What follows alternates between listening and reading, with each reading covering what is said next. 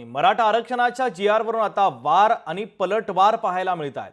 संजय राऊत शरद पवार 2.5 वर्ष झोपले होते का, राधाकृष्ण विखे पाटलांनी टोला लगावलाय। तर रोहित पवारांचे आजोबा शरद पवार 4 वेळा मुख्यमंत्री होते तेव्हा मराठा समाज आठवला नाही का, असा सवाल देखील विखे पाटलांनी रोहित पवार यांना उपस्थित केला। की रोहित पवार आणि संजय राऊत मला विचारायचं की तुम्ही काय झोपले होते का 2.5 वर्ष? सरकार सत्तेवर होतं, तुमचे आजोबा 4 वेळा मुख्यमंत्री महाराष्ट्राचे होते। 94 साली तुम्ही जे प्राप्त केले मंडळ आयोगाची शिफारशी करताना त्यावेळेला मराठा समाज आठवलं तुम्हाला?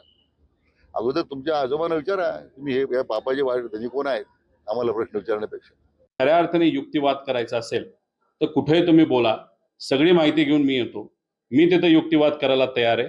तुम्ही सुद्धा जो काही GR काढलाय तो कसा टिकणार आहे, कशा पद्धतीने सर्व समाजाला तुम्ही तिथे न्याय दिला, त्याच्याच बरोबर उद्या जाऊन हा जर कोर्टात चॅलेंज झाला तर त्याला अडचण येणार नाही याची शाश्वती तुम्ही देणार आहात का?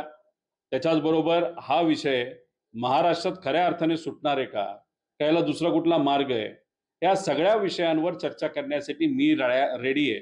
मी अजिबात घाबरत नाही, पूर्व सकट तिथं मी चर्चा करायला तयार आहे।